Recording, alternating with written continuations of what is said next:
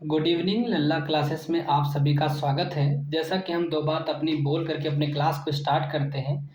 आज जो है इंडियन ज्योग्राफी का लेक्चर नंबर 4 स्टार्ट करने जा रहे हैं। सुनिए, लाख दलदल हो पर पाँव जमाए रखना, हाथ खाली ही सही मगर उठाए रखना। कौन कहता है छलनी में पानी नहीं रुकता, बर्फ बनने तक विश्वास बनाए रखना। ठीक है, अब आगे हम बोलना चाहते हैं कि हमारा टॉपिक है आज जनजातियाँ। क्या टॉपिक है बाबू? जनजातियाँ हमारी टॉपिक है और देखेंगे जनजातियों के बारे में। तो जो जनजातियाँ हैं और कहाँ पे अवस्थित है उन जनजातियों के बारे में देखेंगे। तो आगे देखिए, एक ओगे जनजाति है, दूसरी जारवा जनजाति है, तीसरी सेंटली जनजाति है। क्या क्या? ओगे, जारवा और सेंटली या अंडमान द्वीप में जनजातियां पाई जाती हैं। ठीक है, आओ हम लोग चलेंगे एक दिन अंडमान द्वीप और वहां पे देखेंगे कि जारवा जनजाति का क्या एक्टिविटी है, सेंटली जनजाति का क्या एक्टिविटी है और ओगे जनजाति का क्या एक्टिविटी है। ठीक है, कुकी जनजाति आपको जो मिलेगी वो कनाडा अरे मणिपुर में मिलेगी। कहाँ पे मिलेगी बाबू? मणिपुर में कुकी जनजाति देखने को मिलती है। और थारू जनजाति यूपी और उत्तराखंड में देखने को मिलेगा। थारू जनजाति कहाँ मिलेगा बाबू? थारू यूपी और उत्तराखंड में। तो ऐसे याद रखना कि हम लोग यूपी वाले क्या बोलते हैं, थाली को क्या बोलते हैं, थाली को थरिया बोलते हैं। तो ऐसे याद रखना कि यूपी में थारू जनजाति है और उत्तराखंड में भी थारू जनजाति है। आगे गोंड जनजाति कहाँ देखने को मिलेगी बाबू? तो गोंड जनजाति एमपी में देखने को मिलेगी। तो गोंड लोग कहाँ पे रहते हैं बाबू? एमपी में। तो अब जब भी आपके एग्जाम में क्वेश्चन शायद गोंड लोग कहाँ देखने को मिलेंगे? एमपी में। और थारू जनजाति के लोग कहाँ देखने को मिलेंगे? यूपी और उत्तराखंड में। कुकी की बात करें तो मणिपुर में। कुकी की बात करें तो मणिपुर में। भील भारत में प्रथम जनजाति और गोंड भारत में दूसरी जनजाति है। जो भील है वो भारत में पहले नंबर पे है। भील जनजातियां जो है भारत में बाबू क्या है? पहले नंबर पे है। और गोंड भारत में क्या है? दूसरी नंबर पे है। ठीक है, आगे हम देखेंगे उत्तर पूर्वी भारत में जो प्रजातियां हैं उसे मंगोलायड प्रजाति बोलते हैं। ठीक है, उत्तर पूर्वी भारत में या तो पूर्वोत्तर राज्य में मंगोलायड प्रजातियां हैं। कौन सी प्रजातियां? मंगोलायड। आगे देखेंगे 2011 जनगणना के अनुसार पंजाब, हरियाणा, चंडीगढ़, दिल्ली, पुदुचेरी में जनजाति समुदाय एसटी है नहीं है। ठीक है, तो जब सन 2011 में जनगणना हुआ ना, उस समय जो है पंजाब ले लो, हरियाणा ले लो, चंडीगढ़ ले लो, दिल्ली ले लो, पुदुचेरी ले लो, यहाँ पे एसटी है ही नहीं, जनजाति समुदाय है ही नहीं। आगे देखते हैं हम। आगे में थारू की बात करेंगे तो मैंने बता दिया आपको कि थारू यूपी में भी है, उत्तराखंड में भी है और बिहार में भी है। ठीक है, भूटिया जनजाति की जब बात करेंगे तो सिक्किम और पश्चिम बंगाल में आपको देखने को मिलेगा भूटिया। भुला के लोग कहाँ जाते हैं? सिक्किम और कहाँ पे बाबू? पश्चिम बंगाल में। तो याद रखना कि भूटिया सिक्किम में तो याद रहना चाहिए, और पश्चिम बंगाल में, दोनों जगह पे होते हैं। मुंडा जनजाति देखेंगे, मुंडा जनजाति आपको पश्चिम बंगाल में देखने को मिलेगा। झारखंड में भी मुंडा जनजाति है और एमपी में भी मुंडा जनजाति है। जब एमपी में मुंडा जनजाति होगा तो एमपी से ही छत्तीसगढ़ अलग हुआ है, तो यहाँ पे भी आप मान लो। तो मुंडा जनजाति कहाँ कहाँ पर देखने को मिला? और इधर त्रिपुरा को देख लो, इधर उड़ीसा को देख लो, इधर बिहार को देख लो। ठीक है, तब आप याद रखना कि जब भी याद रहे कि मुंडा जनजाति किस राज्यों में नहीं है, ऐसे क्वेश्चन बनाया जाएगा, किन किन राज्यों में है ऐसे क्वेश्चन बनाया जाएगा। तो मुंडा जनजाति के बारे में आप याद रखना कि पश्चिम बंगाल में तो है, पश्चिम बंगाल में है तो बिहार में भी है, और बिहार में है तो झारखंड में भी होगा। ठीक है, एमपी में है तो छत्तीसगढ़ में भी होगा, और पूर्वोत्तर भारत में देखेंगे तो पूर्व में तो उड़ीसा और पूर्वोत्तर भारत में त्रिपुरा में भी मुंडा जनजाति देखने को मिलते हैं। अब कोल जनजाति जो है, कोल जनजाति तभी हमारे यहाँ देखने को मिलते हैं कि बिहार में आपको कोल जनजाति ज़्यादा मिलेंगे, और बिहार में मिले तो झारखंड में भी कोल जनजाति हो गए। तो टेंशन लेने की बात नहीं है। ओडिशा में भी क्या है बाबू, आपके कोल जनजाति है। ठीक है, तो बिहार, झारखंड और उड़ीसा, और उसके बाद में एमपी मध्य प्रदेश में, फिर महाराष्ट्र में, फिर छत्तीसगढ़ में। ठीक है, तो कहने का मतलब अब आपको याद रखना चाहिए, मध्य प्रदेश छत्तीसगढ़ में जो जनजातियां रहेंगी, मध्य प्रदेश में लगभग छत्तीसगढ़ में भी होती है, तो मध्य प्रदेश छत्तीसगढ़ में भी कोल है। महाराष्ट्र में भी कोल देखने को मिलेंगे। आप सोचो, बहुत लोग सोचेंगे कि महाराष्ट्र बहुत डेवलप है, वहाँ पे कोल जनजातियाँ नहीं होंगी। नहीं भाई, महाराष्ट्र में भी कोल जनजातियाँ हैं, झारखंड, बिहार और उड़ीसा में भी कोल जनजातियाँ हैं। ठीक है, तो कोल जनजातियाँ याद रखना है, तो बिहार, झारखंड, उड़ीसा, एमपी और महाराष्ट्र, छत्तीसगढ़। आगे दीपावली को शोक, थारू लोग जो है दीपावली को शोक मनाते हैं। ठीक है, दीपावली को शोक जो है थारू लोग को है शोक। लिंबू देखेंगे, लिंबू तो वह कहाँ पे, सिक्किम और नेपाल में देखने को मिलेगा। लिंबू, लिंबू ना, सिक्किम और नेपाल में देखने को मिला। अच्छा, सिक्किम और नेपाल आप देखो, सिक्किम के लोग देख लो गोरे गोरे, नेपाल के देख लो गोरे गोरे, तो एक पहाड़ी एरिया है, तो इसको आप बोलोगे लिंबू। ये लिंबू जो वहाँ पे होगा, लंबे लंबे बांस होंगे या कुछ भी होगा मान लो, लिंबू की जब भी बात कर लो तो सिक्किम में, नेपाल में। ठीक है, कार्बी एंगलांग की बात करें, कार्बी ये मिकीर में है। कहाँ पे, मिकीर, असम में। कार्बी एंगलांग जब भी आता है मिकीर, असम में।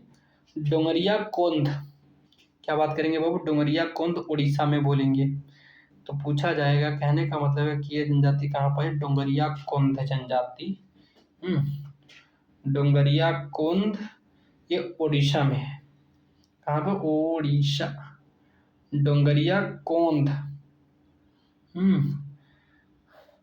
डोंगरिया कोंद।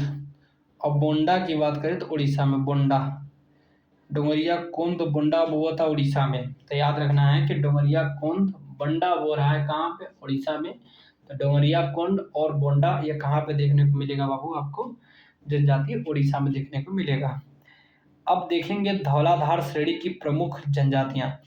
अब ये धौलाधार श्रेणी एक पर्वत है हिमालय की, तो यहाँ पे देखेंगे कि गद्दी, फिर लद्दाखी, गुज्जर, बकरवाल, लाहौली, बारी आदि, ये सब धौलाधार श्रेणी में देखने को मिलेगा। ठीक है, क्या क्या, एक गद्दी जनजातियाँ, ठीक है, धौलाधार श्रेणी में। भाई दौड़ेगा, कैसे दौड़ेगा आदमी, गद्दी लगा करके, लद्दाख के क्षेत्र में। और गुज्जर लोग ही ज़्यादा दौड़ते हैं, गुज्जर। अपने बाद में बकरी भी दौड़ लेती है। फिर लहा लहा के बकरी भी दौड़ लेती है, लाहौली में, बारी में। तो कहने का मतलब आपको याद करने का तरीका ऐसे बनाना पड़ेगा कि धौलाधार की श्रेणी में गद्दी, लद्दाखी, गुज्जर, बकरवाल, लाहौली और बारी जनजातियां भी पाई जाती हैं। ठीक है, आगे हम देखेंगे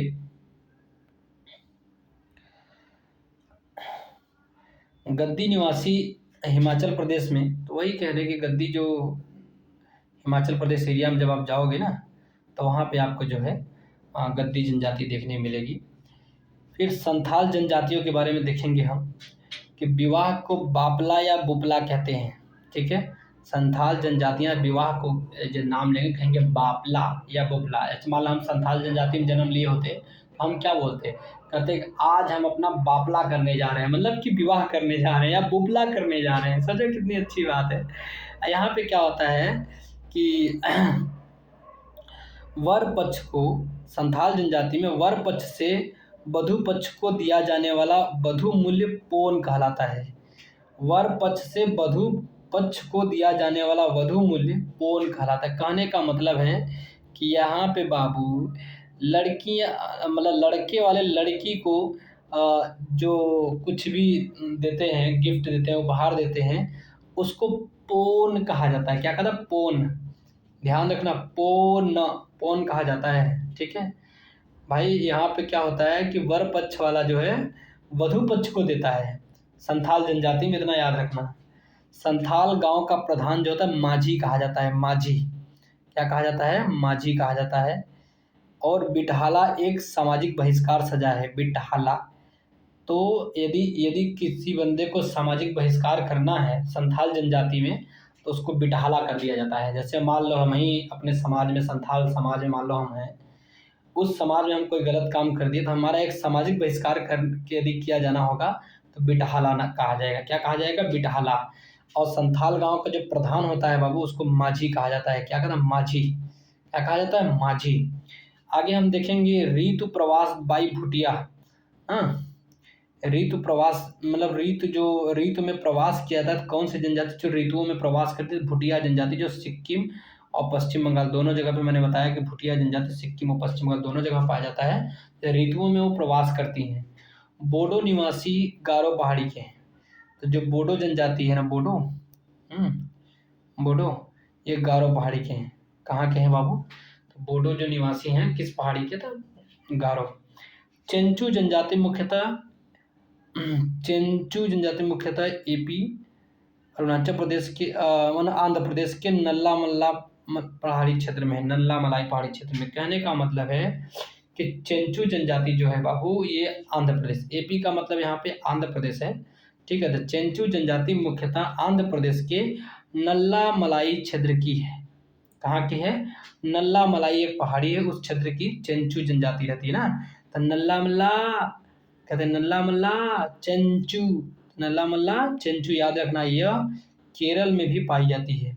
ठीक है, तो कहने का मतलब कि चेंचू जनजाति आंध्र प्रदेश और केरल में भी पाई जाती है, लेकिन नल्ला मलाई क्षेत्र में आपको देखने को मिलेगा चेंचू जनजाति। ठीक है, टोडा जनजाति में बहुपति विवाह की प्रथा है। लो, अब बताओ कितनी इंपॉर्टेंट बात है, आदमी को कैसे भुला सकता है? टोडा जनजाति, जहाँ पे टोडा जनजाति होती है और वहाँ पे बहुपति विवाह होती है। मतलब जैसे जैसे आजकल समाज में क्या होता है कि एक आदमी कई पत्नियों से विवाह कर लेता है, आदमी करते थे, लेकिन उसमें उल्टा है, एक औरत कई पतियों से विवाह कर लेती है। कहने का मतलब है कि बहुपति विवाह की प्रथा है टोडा जनजाति। और टोडा जनजाति कहाँ पे मिलेगा बाबू? तो नीलगिरी पहाड़ी में ना, नीलगिरी पहाड़ी में। कहने का मतलब कि जो महिला बहुपति विवाह कर लेती है वो नीलगिरी पहाड़ी में जाके रहते हैं। क्या करती है? नीलगिरी पहाड़ी में जाके रहती है और वहीं पे टोडा जनजाति पाई जाती है। ठीक है, तो अब याद रखना कि टोडा जनजाति कहाँ पे है बाबू? नीलगिरी पहाड़ी, बहुपति विवाह। ठीक है, आगे हम देखेंगे सरहुल त्योहार बाई उरांव जनजाति। सरहुल एक त्योहार है, सरहुल। तो ये कौन सी जनजाति मनाती है त्योहार को? उरांव जनजाति मनाती है। अर्थात इसमें सरहुल त्योहार में क्या होता है बाबू? वृक्षों की पूजा की जाती है। क्या हो जाती है बाबू? वृक्षों की पूजा की जाती है। हो एवं मुंडा जनजाति भी सरहुल त्योहार को मनाती है। ठीक है, कौन कौन सी जनजाति? हो जनजाति और मुंडा जनजाति भी सरहुल त्योहार को मनाती है।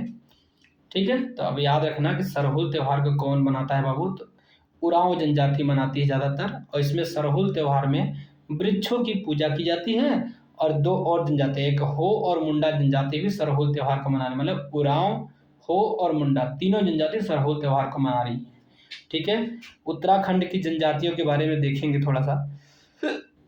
उत्तराखंड की जनजातियाँ तो मैंने बताया, देखो थारू भी उत्तराखंड में है जनजातियाँ, जौनसारी भी जनजातियाँ उत्तराखंड की मान लो, बुक्सा जनजातियाँ और भोटिया जनजातियाँ। भोटिया तो मैंने बता दिया कि पश्चिम बंगाल और सिक्किम में भी भोटिया जनजाति है। बुक्सा की बात करें तो उत्तराखंड में है। बुक्सा जनजातियाँ कहाँ पे है? उत्तराखंड में। जौनसारी जनजातियाँ उत्तराखंड में। और थारू की बता दिया तो मैंने कहा कि उत्तर प्रदेश में भी है थारू जनजातियाँ। तो याद रखना कि उत्तर प्रदेश में है तो उत्तराखंड जो है थारू जनजाति रहेगी ही रहेगी। ठीक है, अंगामी जनजातियाँ नागालैंड में। अंगामी जनजातियाँ कहाँ पे है बाबू? इसमें भी गा है, इसमें भी गा है। तो याद रखना कि अंगामी जो है जनजातियाँ कहाँ पाई जाएंगी? तो नागालैंड में पाई जाएंगी। ठीक है, अब कोई भूलना नहीं। आपातानी ना, तो आपातानी कहने का मतलब कहाँ आवतानी बाबू? अरुणाचल प्रदेश आवतानी। तो याद रखना कि आपातानी जो जनजातियाँ पाई जाएंगी कहाँ पे देखने को मिलेगा बाबू? ये अरुणाचल प्रदेश में देखने को मिलेगा। आपातानी जनजातियाँ कहाँ देखने को मिलेगा बाबू? तो अरुणाचल प्रदेश में देखने को मिलेगा। और भोटिया की बात करें तो मैंने बता दिया कि भोटिया जनजातियाँ जो है थोड़ा बहुत यूपी में पाया जाता है, बहुत ज़्यादा यूपी में नहीं है भोटिया जनजाति। भोटिया जनजाति की जब भी बात करोगे तो आपको याद रखना है कि सिक्किम में याद रखना, भूटिया जनजाति में। पश्चिम बंगाल में भी भूटिया जनजाति पाई जाती है, लेकिन सिक्किम याद रखना ज़्यादा। गोंड जनजाति जो है मध्य प्रदेश में, ये तो बता दिया कि दूसरे नंबर की जनजातियाँ जो पूरे भारत में गोंड जनजातियाँ, ठीक है। पहला नंबर की जनजातियाँ भील जनजातियाँ हैं। अब भील देखो किस एरिया में पाई जाती है ज़्यादातर, कहते हैं भील लोग। जो भील लोग का मतलब जो जनजातियाँ में पता है भील लोग क्या होते हैं कि शिकार उकार करते थे। तो देखो गुजरात में भील जनजातियाँ पाई जाएगी, तो मध्य प्रदेश में भी पाई गई, तो छत्तीसगढ़ में देखो पाई गई है, ठीक है। तो गुजरात, मध्य प्रदेश, छत्तीसगढ़। अब भील जनजातियाँ महाराष्ट्र में भी पाया जाएगा। अब महाराष्ट्र एरिया में गया तो आंध्र प्रदेश भी जाएगा, तेलंगाना जाएगा ही, कर्नाटका में, राजस्थान में और त्रिपुरा में। कहने का मतलब कि भील जनजातियाँ देखो, पश्चिमी भारत को ले लो, मध्य भारत को ले लो, और हमारे जो दक्षिण भारत को ले लो, पूर्वोत्तर भारत को ले लो, मतलब कि हर बगल जो है भील जनजातियाँ पाई जा रही हैं। टोडा एवं जौनसारी में बहुपति प्रथा विद्यमान है। तो मैंने बता दिया कि टोडा नीलगिरी की पहाड़ी में, ठीक है, और जौनसारी ये उत्तराखंड में है, ठीक है ना। जौनसारी कहाँ पर देखने को मिलेगा, उत्तराखंड में देखने को मिलेगा। तो ये दोनों जो है, इन दोनों में प्रथा जो है बहुपति प्रथा विद्यमान है। कैसा प्रथा बाबू, बहुपति प्रथा, एक महिला कई पतियों को रख सकती है। टोडा और जौनसारी में जाएंगे। टोडा कहाँ देखने को मिलेगा बाबू, तो टोडा आपको जो है नीलगिरी पहाड़ी में आपको देखने को मिलेगा। और जौनसारी कहाँ देखने को मिलेगा, तो जौनसारी उत्तराखंड। राजी जनजातियाँ कहाँ पे मिलेगा बाबू, उत्तराखंड में, ठीक है। उत्तराखंड जाने के लिए कोई राजी होता है, जल्दी राजी नहीं होता, क्योंकि वहाँ पे बड़ी आपदा होती है इस समय बारिश के मौसम में खास तौर पे। लेप्चा और भूटिया तो ठीक है सिक्किम, तो भूटिया को तो मैंने बता ही दिया था पहले। लेप्चा भी याद रखना, लेप्चा जनजाति सिक्किम में, हाँ, लेप्चा सिक्किम, ठीक है। बिरहोर जनजाति, बिरहोर, अब याद रखना बिरहोर। अब जैसे झारखंड ले लो, उड़ीसा में ले लो, एमपी में ले लो ना, बिरहोर जनजातियाँ पाई जाएंगी। झारखंड के लोग बीर हो जाएंगे, उड़ीसा के लोग या एमपी के लोग बीर हो जाएंगे, तो सब बिरहोर जनजातियाँ झारखंड, उड़ीसा और एमपी में पाया जाएगा। सहरिया की बात करेंगे तो राजस्थान के लोग बड़ा सहरिया बनते हैं। क्या बनते हैं बाबू, सहरिया बनते हैं राजस्थान। तो कहने का मतलब सहरिया जनजातियाँ जो है राजस्थान में देखने को मिलती है, क्योंकि वो गुलाबी शहर है राजस्थान। तो राजस्थान में एक जगह है जयपुर, उसको गुलाबी शहर के नाम से जानते हैं। तो लोग शहर मतलब एकदम बढ़िया शहर बोलते हैं, शहर है। तो याद रखना कि जब भी याद रखने सहरिया जनजाति कहाँ पे देखने को मिलेगी बाबू, तो राजस्थान में देखने को मिलेगी। अब पहरिया और अगरिया देखेंगे तो उत्तर प्रदेश। अब उत्तर प्रदेश में भाई आगे आगे पहाड़ बा, तो क्या बोलोगे, पहरिया और अगरिया, ठीक है। तो पहरिया अगरिया हम लोग पहाड़ी बोलते हैं। कहते हैं हमारे जब दादा थे वो कहते थे कि पहाड़ी पे घूमेगा रहा। तो कहने का मतलब याद रखना कि जो पहरिया जनजातियाँ है, अगरिया जनजातियाँ हैं, वो कहाँ पर देखने को मिलेगा बाबू, उत्तर प्रदेश में। कहाँ पर देखने का मिलेगा, उत्तर प्रदेश में। चांगपा समुदाय, अब चांगपा समुदाय मुख्यतः लद्दाख के जास्कर क्षेत्र में पाया जाएगा।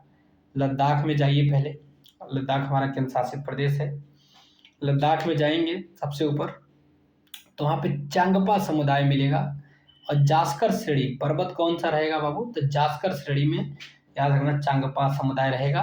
और ये लोग करेंगे क्या, वहाँ पे मुख्य व्यवसाय पशुपालन है। सब बेचारे पशु पालते हैं, चांगपा समुदाय के लोग पशु पालेंगे। पश्मीना बकरी पालेंगे, बकरियों का पालन करेंगे, उसी से ऊन बनाते हैं ठंडे से बचने के लिए। तो कहने का मतलब है कि चांगपा समुदाय जब भी बात करेंगे लद्दाख के जास्कर पहाड़ियों में मिलेंगे। पशुपालन करते हैं, पश्मीना बकरी और बकरियों का पालन करते हैं वहाँ पे, ठीक है।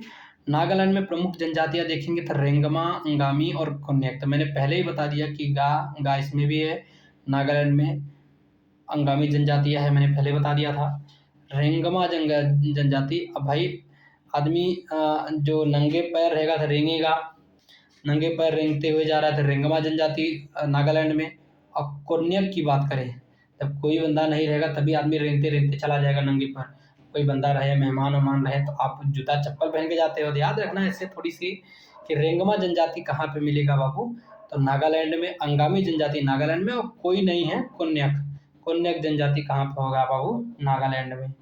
ठीक है, आगे हम देखेंगे अंडमान निकोबार। क्या देखेंगे, अंडमान निकोबार में कौन सी जनजातियाँ, तो मैंने बता दिया पहले कि एक जारवा जनजाति जो बहुत फेमस है, एक सेंटली जनजाति जो बहुत फेमस है वहाँ पे। हाँ, और जारवा जनजाति के बारे में थोड़ा देख लो। भारत की सर्वाधिक आद्य जनजातियाँ हैं।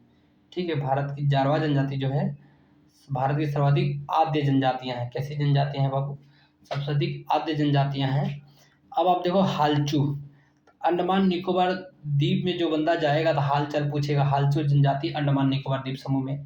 तो अब उंजे, जब हाल चाल कुछ पूछेगा उंजे, तो उंजे जनजाति अंडमान निकोबार द्वीप समूह में।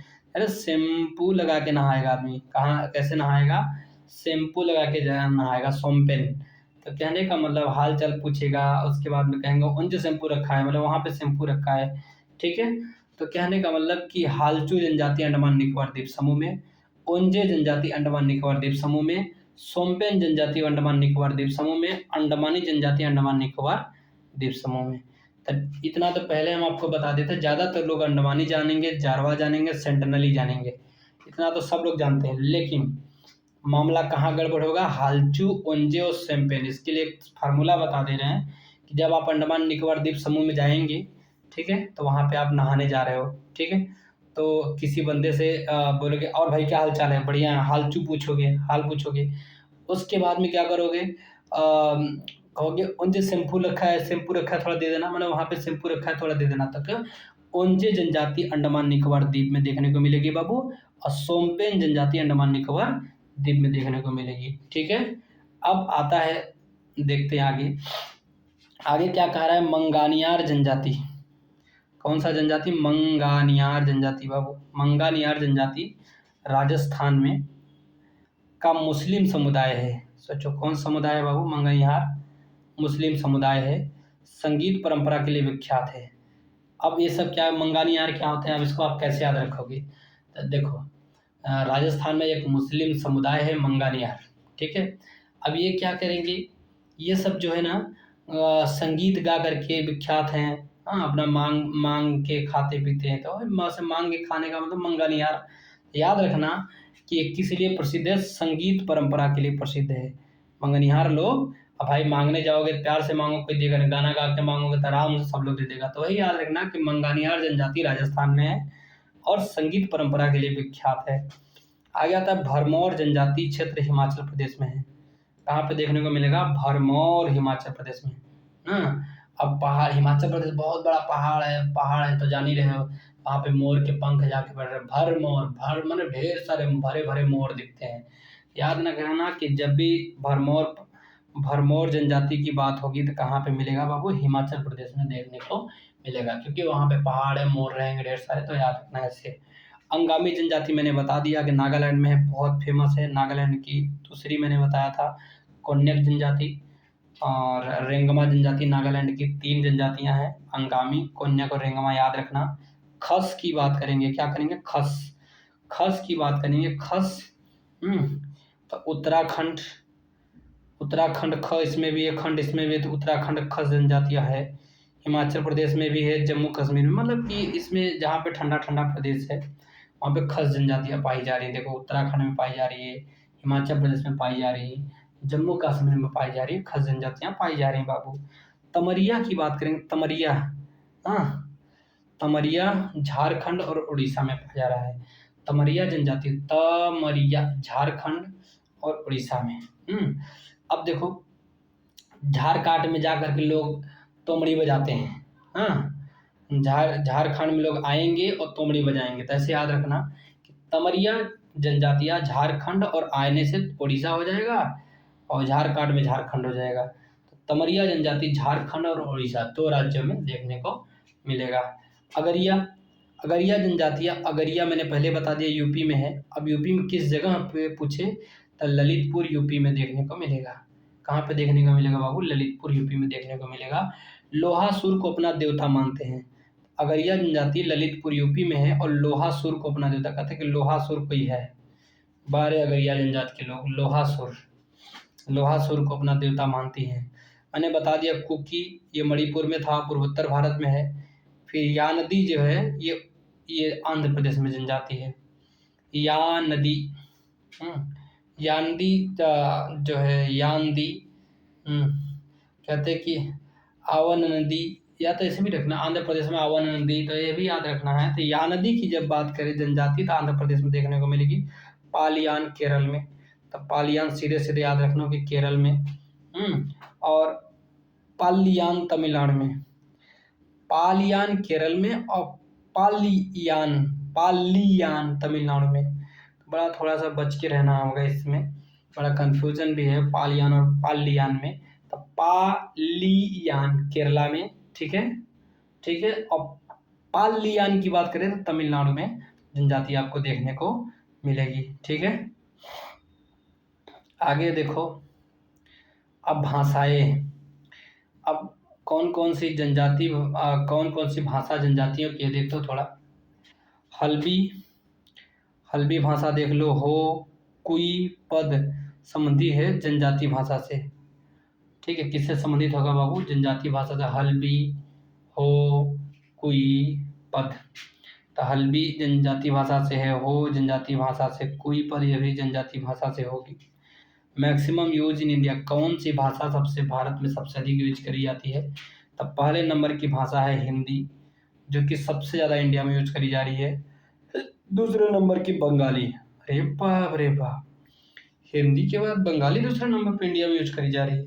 तीसरे नंबर पर मराठी, ठीक है। मराठी में लोग जा करके सीख रहे हैं, मराठी बोल रहे हैं, वहीं पे काम कर रहे हैं। तो वही कहने का मतलब हिंदी, बंगाली, मराठी। तो हिंदी नंबर पहला, दूसरे नंबर बंगाली, तीसरे नंबर मराठी, जो मैक्सिमम यूज हो रहा है इंडिया में।